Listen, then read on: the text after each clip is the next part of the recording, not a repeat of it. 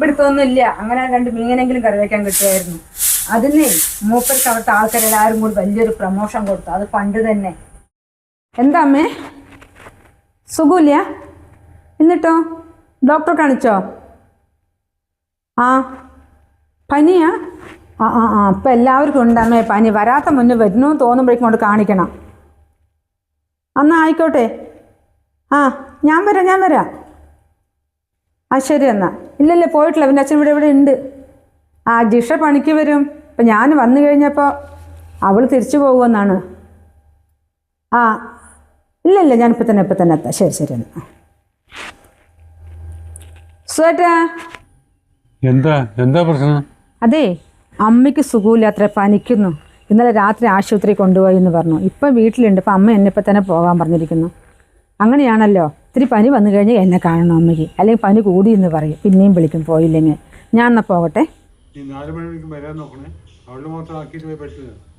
വേഗം വരും. പിന്നെ അവൾ മാത്രം ഇട്ടിട്ട് പോകാൻ പറ്റില്ലെന്ന് എനിക്ക് അറിയുന്നതല്ലേ.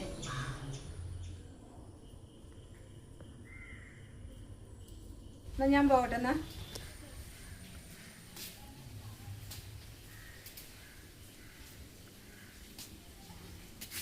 ഇതെന്താ നീ പറയാതെ വന്നത്? ഇവളെത്തിയിരിക്കുന്നു. എന്താ മോളെ, എന്താ കാര്യം? ഇങ്ങനെ നീ എന്തായാലും വരില്ലല്ലോ. എന്തെങ്കിലും പ്രശ്നം ഉണ്ടായിരുന്നു വീട്ടില്? അച്ഛൻ പഴയതുപോലെ തന്നെ കള്ളും കുടിച്ച് വന്നിട്ട് അമ്മ ഒരുപാട് തല്ലി. എനിക്കാണെങ്കിൽ കാലിന് തീരെ വയ്യ. അങ്ങനെ രാവിലെ എണിച്ച് സ്കൂളിൽ പോകാൻ വേണ്ടി നോക്കിയപ്പോൾ അമ്മ പറഞ്ഞു ഇനി വലിയച്ഛൻ്റെ വീട്ടിൽ പോയിക്കോ.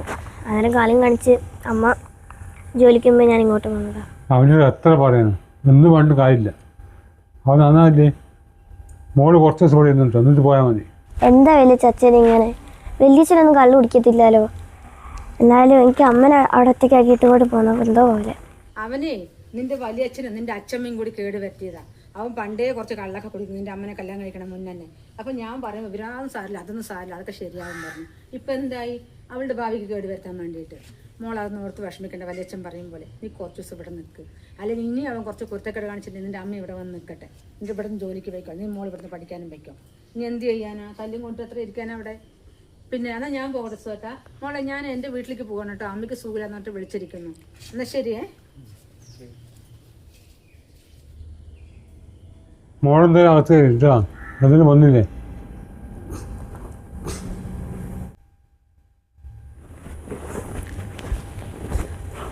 എന്താ മുറ്റമൊക്കെ അടിച്ച പോലെ തോന്നുന്നല്ലോ, ഇലയൊന്നും കാണുന്നില്ല. എന്താ ജിഷ എത്തിയില്ല? ജിഷേ, എൻ്റെ അനിയന് പോൾ വന്നിട്ടാണ്. അവർക്ക് വേണ്ട സമയത്തിന് ഉണ്ടാക്കി കൊടുക്കണേ. പിന്നെ വഞ്ചി ഇവിടെ ഇല്ല. വഞ്ചി 4 മണിയാകുമ്പോൾ എത്തും. അതിനിപ്പോ എന്താ ഇത്ര മാത്രമേ ജിഷിന്റെ അടുത്ത് പറയാനുണ്ടോ? രാജേഷിന് കൂടെ വന്നിട്ടുണ്ടാവും അല്ലേ? അവളുടെ കാര്യം ഞാൻ നോക്കിക്കോളാം. ഞാൻ പോകട്ടെ. ആയിക്കോട്ടെ. എന്നാ പറഞ്ഞാൽ മതി.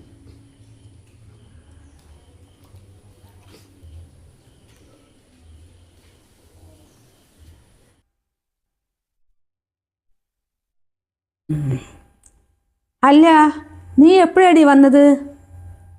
സ്കൂളിലൊന്നും പോകണ്ടേ? ഞാൻ എപ്പോഴാണ് വരുന്നത് നിങ്ങൾക്ക് അറിയിട്ട് എന്താ കാര്യമോ? നിങ്ങളിവിടെ പണിക്ക് വന്നതല്ലേ? വലിയച്ഛൻ പറഞ്ഞതൊക്കെ കേട്ടുകല്ലോ. എന്നാ പോയി ചെയ്തോളൂ. മോളെ ഒന്നും വിചാരിക്കണ്ട. ജിഷേച്ചി അങ്ങനെയാ. എൻ്റെ പിള്ളേരോട് സംസാരിക്കുമ്പോൾ അങ്ങ് പറഞ്ഞോളും. അല്ല, നിന്റെ അച്ഛൻ ഇപ്പോഴും പഴയ പോലെ കള്ളുകൂടിയൊക്കെ ഉണ്ടോ? അച്ഛൻ ഇപ്പോഴും പഴയതുപോലെ തന്നെ കള്ളൊക്കെ കുടിച്ച് അമ്മേനെ ഒരുപാട് തല്ലല്ലോ. ഞാനെന്തിനാ ഇതുവരോടൊക്കെ പറയും? ജിഷേച്ചിക്ക് വേറെ പണിയില്ലേ? പോയി എടുത്തോളൂ. പെണ്ണിനെല്ലാം മറച്ചു വെക്കണം എന്നുണ്ട്. നാവ് സമ്മതിക്കുന്നില്ല കള്ളത്തരം പറയേ. അല്ലടി മോളെ, നിന്റെ അച്ഛനെ കുറിച്ച് എനിക്ക് നല്ലപോലെ അറിയാം. പണ്ട് ഇവിടെ ഇരുന്ന ആളല്ലേ. ദിവസം കള്ളു കുടിച്ചുകൊണ്ട് ഓരോ പ്രശ്നം ഉണ്ടാക്കും. ഇപ്പോൾ നിന്റെ അമ്മനെ കല്യാണം കഴിച്ച് വീടൊക്കെ മാറി താമസിച്ചപ്പോൾ ഞാൻ വിളിച്ച് കുടിയൊക്കെ അങ്ങ് നിർത്തി എന്നുള്ളത്. നിനക്കെന്തിനും ഞാൻ പറയുമ്പോൾ കുറവാകുന്നു. നിനക്ക് കുറവൊന്നും ആകണ്ട. ഞങ്ങളുടെ വീട്ടിൽ ഇതിനെയും വെച്ച് കഷ്ടമാണ് അവസ്ഥ. മിനിഞ്ഞാന്ന് എൻ്റെ കെട്ടിയവൻ കള്ളു കുടിച്ചുകൊണ്ട് എന്നെ എത്ര അടിക്കുക.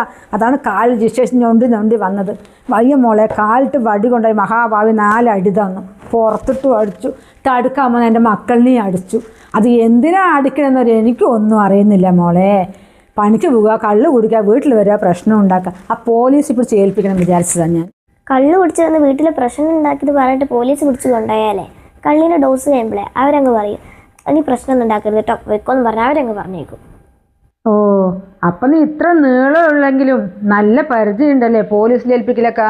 എൻ്റെ പൊന്നു മോളെ എങ്ങനെ ഇല്ലാതിരിക്കും അല്ലേ, അങ്ങനത്തുള്ള സാധനങ്ങളല്ലേ വീട്ടിലിരിക്കുന്നു. നീ പറഞ്ഞ പോലെ ഞങ്ങൾ ചെയ്തു മോളെ, പോലീസിൽ ഏൽപ്പിച്ചു. ആ മഹാഭാവിൻ്റെ കള്ള് കൂടി ഡോസൊക്കെ കഴിഞ്ഞ പോലീസ് അതുപോലെ അങ്ങ് പറഞ്ഞു വിട്ടു. പിന്നെ അതിൻ്റെ പകരവും പലിശയായി ജിഷേച്ചിക്ക് നല്ലോണം കിട്ടി. നീ എന്നെ പോലീസിൽ ഏൽപ്പിച്ചോ, ഇനി ഏൽപ്പിക്കടി പറഞ്ഞിട്ട് അതിൽ പിന്നെ ജിഷേച്ചി ആ പണി ചെയ്തിട്ടില്ല. പക്ഷെ ആദ്യം സാധാരണ കിട്ടുന്ന അടിയല്ലേ ഉള്ളൂ, അതതിൻ്റെ പകരവും കൂടി കിട്ടി.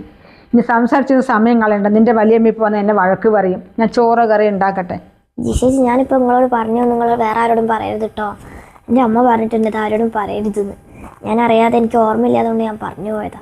കള്ള് കുടിച്ച് വന്ന് വീട്ടിൽ പ്രശ്നം ഉണ്ടാക്കിയത് പറഞ്ഞിട്ട് പോലീസ് പിടിച്ച് കൊണ്ടുപോയാലേ കള്ളിൻ്റെ ഡോസ് കഴിയുമ്പോഴേ അവരങ്ങ് പറയും നീ പ്രശ്നമൊന്നും ഉണ്ടാക്കരുത് കേട്ടോ വെക്കോന്ന് പറഞ്ഞാൽ അവരങ്ങ് പറഞ്ഞേക്കും. ഓ, അപ്പം നീ ഇത്ര നീളമുള്ളെങ്കിലും നല്ല പരിചയം ഉണ്ടല്ലേ പോലീസിൽ ഏൽപ്പിക്കലൊക്കെ. എൻ്റെ പൊന്നു മോളെ എങ്ങനെ ഇല്ലാതിരിക്കും അല്ലേ, അങ്ങനത്തുള്ള സാധനങ്ങളല്ലേ വീട്ടിലിരിക്കുന്നു. നീ പറഞ്ഞ പോലെ ഞങ്ങൾ ചെയ്തു മോളെ, പോലീസിൽ ഏൽപ്പിച്ചു. ആ മഹാഭാവിൻ്റെ കള്ള് കൂടി ഡോസൊക്കെ കഴിഞ്ഞ പോലീസ് അതുപോലെ അങ്ങ് പറഞ്ഞു വിട്ടു.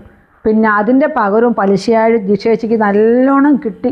നീ എന്നെ പോലീസിൽ ഏൽപ്പിച്ചോ, ഇനി ഏൽപ്പിക്കടി പറഞ്ഞിട്ട് അതിൽ പിന്നെ ജിഷേച്ചി ആ പണി ചെയ്തിട്ടില്ല. പക്ഷെ ആദ്യം സാധാരണ കിട്ടുന്ന അടിയല്ലേ ഉള്ളൂ, അതതിൻ്റെ പകരവും കൂടി കിട്ടി. ഇനി സംസാരിച്ചത് സമയം കളയണ്ട, നിൻ്റെ വലിയമ്മ ഇപ്പോൾ വന്ന് എന്നെ വഴക്ക് പറയും. ഞാൻ ചോറ് കറി ഉണ്ടാക്കട്ടെ. ജിഷേച്ചി ഞാനിപ്പോൾ നിങ്ങളോട് പറഞ്ഞു, നിങ്ങൾ വേറെ ആരോടും പറയരുത് കേട്ടോ. എൻ്റെ അമ്മ പറഞ്ഞിട്ടുണ്ട് ഇത് ആരോടും പറയരുതെന്ന്. ഞാൻ അറിയാതെ എനിക്ക് ഓർമ്മയില്ലാതുകൊണ്ട് ഞാൻ പറഞ്ഞു പോയതാ. ജിഷേച്ചി ആരോട് പറയാനാ മോളെ, ഞാൻ ഇവിടെ വന്നിട്ട് പണിക്ക് പോയിട്ട് പോകുന്ന സമയത്ത് ഒരു 10-15 വീടിൻ്റെ അപ്പുറമല്ലേ എൻ്റെ വീട്.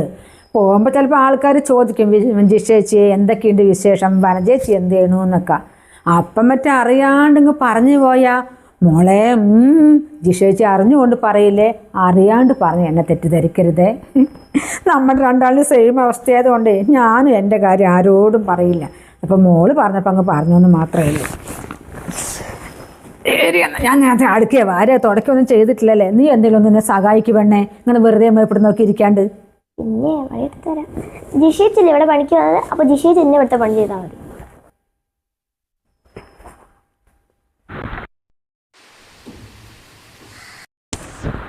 ഇവിടെ പെരുത്ത പണിയുണ്ട്, ഈ തരുന്ന ശമ്പളമൊന്നും പോരാ. മക്കളാണെങ്കിൽ ഇവരുടെ ഒന്നരാടോ ആ പിള്ളേർ ഇവിടെ വരും. അപ്പോഴൊക്കെ മറ്റുള്ളവർക്ക് പണി കൂടുതലാണ്. പക്ഷെ ജിഷയായതുകൊണ്ട് ശരി, വനജേച്ചിൻ്റെ സ്വഭാവം നല്ലതുകൊണ്ട് മാത്രം ഞാൻ ഇവിടെ നിൽക്കുക, അല്ലാണ്ട് തരുന്ന ശമ്പളമൊന്നും എനിക്ക് തീരെ പോരാ. എന്താ അത്, ആകെപ്പാടെ 2 ആളേ ഉള്ളൂ. എപ്പോഴും ഓരോ ലോഡ് തുണി ഇവിടെ ഉണ്ടാവും. അതൊക്കെ സാരിയൊക്കെ അങ്ങ് ഇതിലിടട്ടെ, പഴയ സാരി തോന്നും. എന്നാൽ ജിഷയ്ക്ക് തന്നാൽ മതി പഴയതൊക്കെ, അതൊട്ട് തരൂല്ല. എപ്പോഴോ ഒരു 4-5 മാക്സ് തന്നതാ, പിന്നെ ഒന്നും തരലില്ല. ജിഷേച്ചി എനിക്ക് വിശക്കുന്നുണ്ട്, ഉണ്ടാക്കിത്താ. പെണ്ണെ മിണ്ടാതിരുന്നോ അവിടെ. ജിഷയ്ക്ക് 4 കൈയും കാലും ഉണ്ടോ? 2 കൈയല്ലേ ഉള്ളത്. നിന്റെ വല്യമ്മ ഇവിടെ ഒരു പണിയും ചെയ്യില്ല, എല്ലാം ഈ ജിഷയെ ചെയ്യുക. ഒരു ലോഡ് തുണിയുണ്ട്, അതെല്ലാം മേലെ കഴിഞ്ഞിട്ടാ ചോറ് അടുപ്പത്ത് വെച്ച്, ചോറ് വേകാനായി. അവിടെ ഇരിക്കി കറിയാക്കട്ടെ. ഈ ജിഷയെ ഇത്ര നേരം ഒരു സാധനം കഴിച്ചിട്ടില്ല. ജിഷ ആദ്യം എന്തെങ്കിലും ഉണ്ടാക്കി കഴിക്കട്ടെ, എന്നിട്ട് എനിക്ക് തരാം. നിങ്ങളിപ്പോൾ വന്നല്ലേ ഉള്ളൂ, അപ്പോഴത്തേക്ക് നിങ്ങൾക്ക് വിശക്കേ. പണിയെടുക്കാൻ വേണ്ടി വന്നിട്ടുണ്ടെങ്കിൽ വീട്ടിൽ നിന്ന് കഴിച്ചിട്ടല്ലേ വരണ്ടേ? എനിക്ക് വിശക്കുന്നു, എനിക്ക് എന്തേത്താ? അതിനേ ഞാൻ പറമ്പിൽ പണിക്ക് വന്നല്ല, ഈ വീട്ടിൽ പണിക്ക് വന്നതാ. വീട് പണിക്ക് വരുന്നവർ ഈ വീട്ടിൽ വന്നിട്ടാ കഴിക്കുക, രണ്ടും ഞങ്ങളുടെ വീട്ടിൽ നിന്ന് കഴിച്ചിട്ടല്ല വരുന്നത്. എന്ത് പണിക്ക് വന്നാലും എന്താ, വീട്ടിൽ നിന്ന് എന്തെങ്കിലും കഴിച്ചിട്ട് വന്നാൽ പോരെ? ഉച്ചക്കത്തെ ചായയും ചോറൊക്കെ ഇവിടെ നിന്നല്ലേ തിന്നിട്ട് പോകുന്നത്? വെറുതെ അല്ലേ അല്ലേ, നിന്റെ അച്ഛൻ കള്ളും കുടിച്ചുകൊണ്ട് പടാ നിന്റെ അമ്മനെ തല്ലുന്ന്. നിന്റെ അമ്മൻ്റെ അതേ വായായിരിക്കുമല്ലേ നിനക്ക്. നിന്നെ കണ്ടാൽ അറിയാലോ നിന്റെ അമ്മയ്ക്ക് എത്ര വായ ഉണ്ടാവും എന്നുള്ളത്. വനജേച്ചി പോലെ എൻ്റെ അടുത്ത് ഇതുവരെ ഇങ്ങനെ പറഞ്ഞിട്ടില്ല. ആശ്രയീകരണം പറയണം നോക്കാം എൻ്റെ അടുത്ത്. വീട്ടിൽ നിന്ന് കഴിച്ചിട്ട് വരണത്രേ. നീ പോടി, നീ എന്തിനോട് വന്നിരിക്കുക? നീ നിന്റെ വീട്ടിലേക്ക് പോ. നീ എന്ത് എന്നെ ഭരിക്കാൻ വേണ്ടി ഇവിടെ വന്നതാ? അത് ഞാൻ നിങ്ങളുടെ വീട്ടിലല്ലേ വന്നത്, എൻ്റെ വലിയച്ഛൻ്റെ വീട്ടിലല്ലേ. എന്ന് വെച്ചാൽ എൻ്റെ അച്ഛൻ്റെ ഏട്ടൻ. ഞാൻ എനിക്കിവിടെ ഇഷ്ടമുള്ളപ്പം വരികയും ചെയ്യും, ഇഷ്ടമുള്ളപ്പം പോവുകയും ചെയ്യും. ഇപ്പം നിങ്ങൾ ഞാൻ പറയുന്നത് കേട്ടാൽ മതി. എൻ്റെ വലിയച്ഛൻ്റെ വീടാണെങ്കിലേ ജിഷയുടെ പണിക്ക് വന്നതാ. പണിക്ക് വന്നവർക്ക് കൂടുതൽ അധികാരം ഇവിടെ ഉള്ളത്. നീ ഇങ്ങനെ 4 പ്രാവശ്യം ഇവിടെ വന്നിട്ടുണ്ടെങ്കിലേ ജിഷിൻ്റെ പാട്ട് നോക്കി അങ്ങോട്ട് പോകും. നിന്നെ പിന്നെ വലിയമ്മയ്ക്ക് പണിക്കാരും കിട്ടില്ല, ഒറ്റയ്ക്ക് ചെയ്യേണ്ടി വരും പണി മുഴുവനും. മനസ്സിലാക്കിക്കോ. എൻ്റെ ചെറുപ്പാലത്തെ എവിടെ ഒരു ജാനിച്ച് പറഞ്ഞിട്ട് ഒരാളുണ്ടായിരുന്നു. എന്ത് പാവാന്നറിയാം, ഞങ്ങൾ എന്ത് പറഞ്ഞാലും ഉണ്ടാക്കി തരായിരുന്നു. ഞങ്ങൾ എന്ത് പറഞ്ഞാലും കേൾക്കുകയും ചെയ്യായിരുന്നു. ഞങ്ങൾക്ക് കഥ പറഞ്ഞുതരും, പാട്ട് പാടിത്തരും, എല്ലാം ചെയ്തുതരായിരുന്നു. ഓ, നിങ്ങൾ ഈ അടുത്തല്ലേ വന്നത്, ഒരു കൊല്ലം കൂടെ ആയിക്കുണ്ടാവില്ലല്ലോ. ആ ജാനേച്ചി പണ്ട് ഇവിടെ പണിക്ക് വന്നിട്ടേ ഇപ്പം നടക്കുന്നത് എങ്ങനെയാ അറിയോ? ഇങ്ങനെയാ. ഉള്ള പണി മുഴുവൻ ഇവിടെ ചെയ്യിപ്പിച്ചിട്ട്. അതുപോലെ ജിഷനെ കിട്ടില്ല. കടന്ന് പോവണ്ടേ ഇവിടുന്ന്. വലിയ ആളായിട്ട് സംസാരിക്കണം ജിഷൻ്റെ അടുത്ത്. ജിഷൻ്റെ അടുത്ത് ഇന്ന് വരെ ഇതത്രയും അധികാരം ഒരാളും കാണിച്ചിട്ടില്ല. അത് ചോട്ട പെണ്ണുകൊണ്ട് സംസാരിക്കുന്ന നോക്ക്. നിങ്ങൾ എത്ര നേരം വന്നിട്ട് കസാരയിൽ പുറത്തോട് പറഞ്ഞിരുന്ന് ആ ടൈമോട് ഇതൊക്കെ ചെയ്ത് തീർത്തോളിരുന്നോ? വല്യമ്മ ഉണ്ടെങ്കിൽ നിങ്ങൾ ഇപ്പോൾ ഇങ്ങനെയൊക്കെ ചെയ്യുമോ? അടുക്ക വല്യമ്മ വരട്ടെ, ഞാൻ പറഞ്ഞു കൊടുക്കുന്നുണ്ട്. എനിക്ക് എന്തെങ്കിലും തിന്നാണ്ടാക്കി തരണോ? എനിക്ക് വിശക്കുന്നുണ്ട്. ഓ പെണ്ണ് ഒരൊറ്റ ഏർതിരിഞ്ഞു. എവിടെ പോയിട്ട് എന്നെ മര്യാദയ്ക്ക് പണിക്ക് നിർത്തുന്നില്ല. ഇപ്പം വഞ്ചേഷൻ്റെ അവിടെ ഒരു സമാധാനം ഞാൻ പണിയെടുക്കുന്നത്. ഇപ്പം ഒന്ന് വായി നോക്ക്. വേറെ എന്തെങ്കിലും ഉണ്ടാക്കി കൊടുക്കട്ടെ. ആവില്ല, പണി പോയിട്ട്.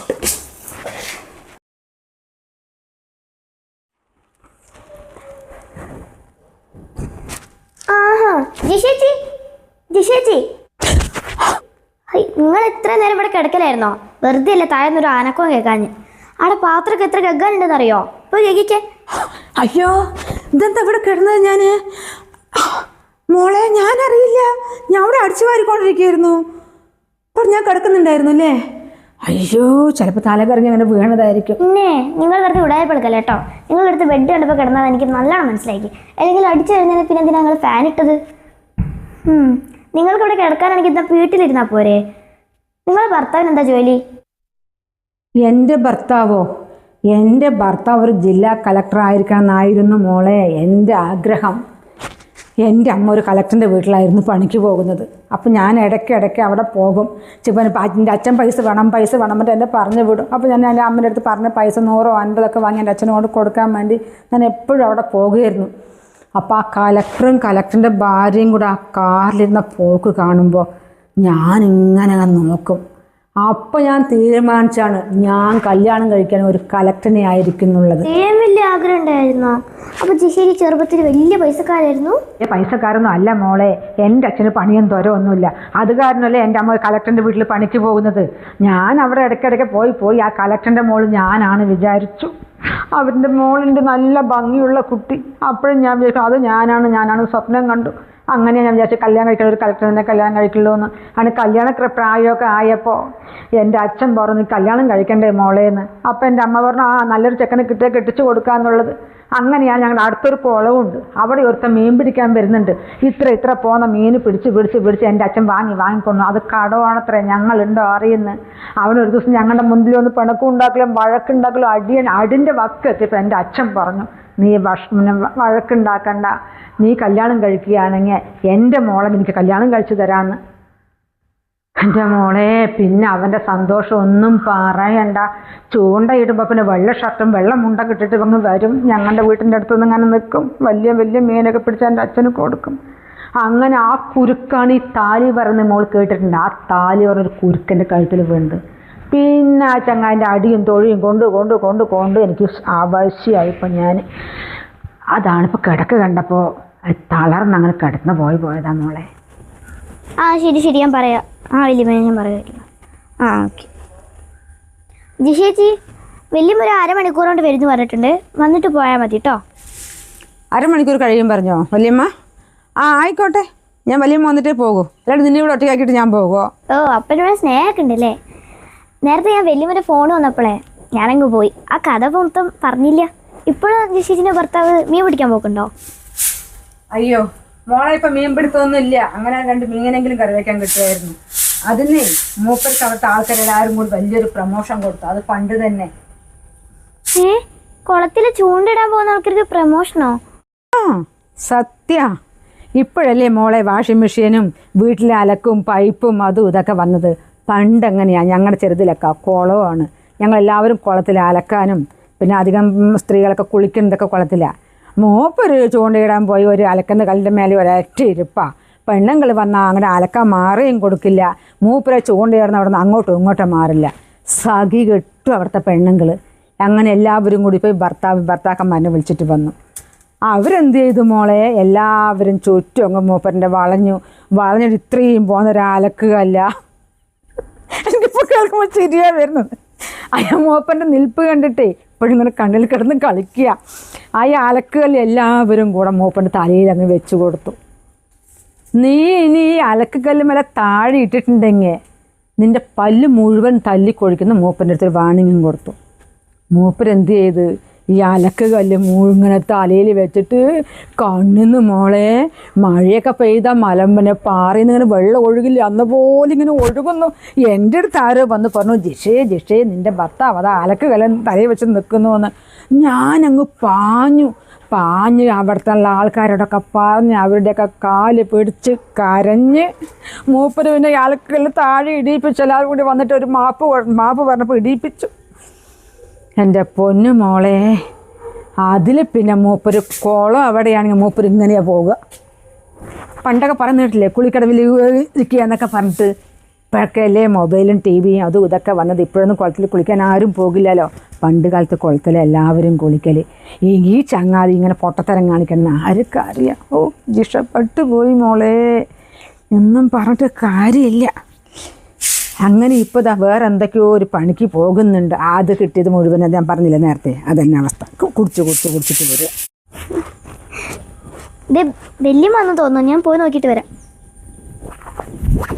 അയ്യോ വഞ്ചേച്ചി എത്തിയോ?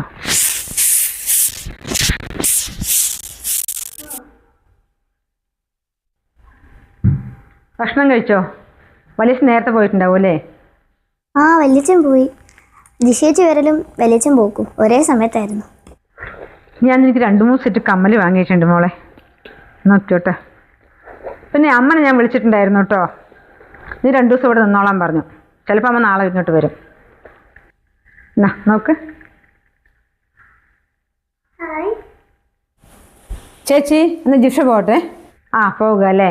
പിന്നെ ജിഷേ നിനക്ക് പൈസ നാളെ തന്നാൽ മതിയോ? അതിനെന്താ ചേച്ചി, ഞാൻ വീട്ടിൽ നിന്ന് കടം വാങ്ങിയിട്ടോ സാധനങ്ങൾ. പൈസ നാളെ തന്നാൽ മതി. എന്നാൽ ശരി പോയിക്കോ. ശരി എന്നാൽ മോളെ ശരിട്ടാ. ജിഷേച്ചി പോട്ടെ. മോളെ ഒന്ന് ചായ വെച്ച് വിടുക കേട്ടോ. ഞാനേ രാവിലെ കുളിക്കുമ്പോൾ ഒരു മോതിരം പൊട്ടിയിട്ടുണ്ടായിരുന്നു ഒരെണ്ണം. ഞാൻ കുളിമുറി തന്നെ അഴിച്ചു വെച്ചു. അതിപ്പോൾ നോക്കുമ്പോൾ കാണുന്നില്ല. എനിക്ക് അവിടെ എത്തിയിട്ട് ഓർമ്മ വന്ന് ഒരു വിളിച്ച് പറയാനും മറന്നുപോയി. ആണോ? ഞാൻ കണ്ടില്ലല്ലോ. ഇത് ബാത്റൂം കഴിയിട്ടുണ്ടായിരുന്നോ? ഞാൻ ശ്രദ്ധിച്ചില്ല. അല്ലാതെ ഇപ്പം എവിടെ പോകാനാ മോതിരം? നിലത്തൊന്നും നോക്കി കാണുന്നില്ല. ഞാൻ ഈ കുളിമുറിയിലാണ് കുളിച്ചത്. അച്ഛനാണ് ഇവിടെ കുളിക്കുന്നത്. അച്ഛൻ മേലെ ആയിരിക്കും കുളിക്കുക വല്യച്ഛൻ. ഇനിയിപ്പോൾ എന്താ ചെയ്യുക? ഞാൻ ജിഷ്ണുടെ അടുത്ത് വിളിച്ച് ചോദിക്കട്ടെ. നീ ചോദിച്ചതിൽ വിഷമമാവുമോ? അങ്ങനെ നോക്കിയിട്ട് കാര്യമില്ല. ഇന്നത്തെ സ്വർണത്തിൻ്റെ വിലക്കേ.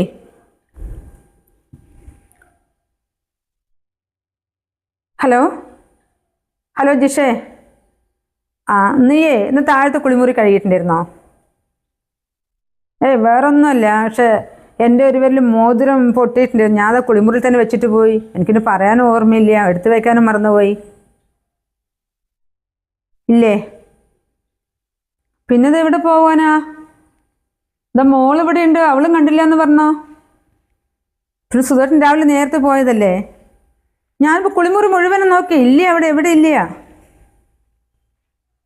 എന്തായാലും നീ നാളെ രാവിലെ നേരത്തെ വരണം കേട്ടോ. ഇപ്പം വരാൻ പറ്റണ ഇപ്പം തന്നെ ഒന്ന് ഇങ്ങോട്ട് വന്നോ, അല്ലെങ്കിൽ രാവിലെ നേരത്തെ ഇങ്ങോട്ട് വരണേ. വല്യമ്മ ഇതൊക്കെ ശ്രദ്ധിക്കേണ്ടതല്ലേ? വീട്ടിലൊരാൾ പണിക്ക് വരുന്നത് വല്യമ്മക്ക് അറിഞ്ഞൂടെ? അവരെങ്ങാനും എടുത്തുകൊണ്ട് പോയോ ആവോ? ജിഷി എടുത്തിട്ടുണ്ടാവും മോളെ. എല്ലാവരും എൻ്റെ അടുത്ത് പറഞ്ഞതാ അവളെ പണിക്ക് നിർത്തണ്ടെന്ന്. ഞാൻ ആരും പറഞ്ഞത് കേൾക്കാണ്ട് നിർത്തിയതാ. എന്താ ചെയ്യുമോ? ഇപ്പോൾ അവൾ എടുത്തിട്ടില്ല എന്ന് പറഞ്ഞാ ഇനിയിപ്പോൾ അവൾ എടുത്തു എന്ന് പറയുമോ? ഇല്ലല്ലോ. എന്താ ചെയ്യുക? ഞാൻ ഇനിയിപ്പോൾ ഇവിടെ എവിടെയാണ് തിരയുക? ഇവിടെ എല്ലാവിടെയും തിരഞ്ഞിട്ട് പോയതാ ഞാൻ. ദൈവം എവിടെ പോയി?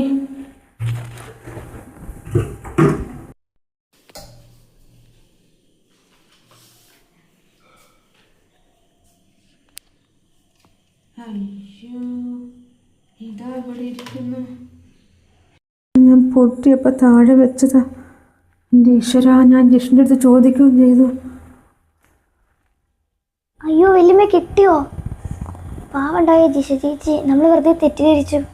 ഇനി അവരോട് എന്താ പറയുക? ഞാൻ കുളിക്കുമ്പോൾ പൊട്ടിയതാ. അപ്പോൾ ഞാൻ കുളിമുറിൽ വെച്ചും കൊണ്ടങ്ങ് പോയി. പിന്നെ എനിക്ക് എടുത്തു വയ്ക്കാൻ മറന്നു. ജിഷ്ണുനോട് ഇനിയിപ്പോൾ എന്താ പറയുക? ഞാൻ അവളോട് ചോദിക്കുകയും ചെയ്തു. ഞാനിപ്പോൾ തന്നെ ഫോൺ ചെയ്ത് പറയട്ടെ.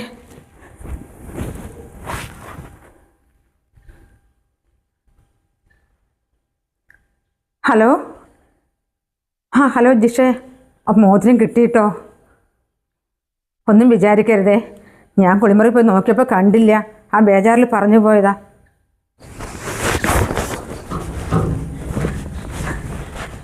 എന്താ പറഞ്ഞത്? മോതിരം ഞാൻ എടുത്തുന്നാ? നോക്കിയിട്ട് വേണ്ട പറയണെങ്കിൽ. നീ ഇപ്പം തന്നെ വന്നതാ? ഞാൻ നേരത്തെ രാവിലെ വരാനല്ലേ പറഞ്ഞത്? സോറി ട്ടാ ജിഷേ, എൻ്റെ അബദ്ധം പറ്റിപ്പോയതാ എനിക്ക്. ഞാൻ നോക്കിയപ്പോൾ കണ്ടില്ല. പിന്നെ ഇപ്പോൾ നല്ല സ്വർണ്ണത്തിനാണ് നല്ല വിലയല്ല, ആ ബേജാറിലങ്ങ് പറഞ്ഞു പോയതാണ്.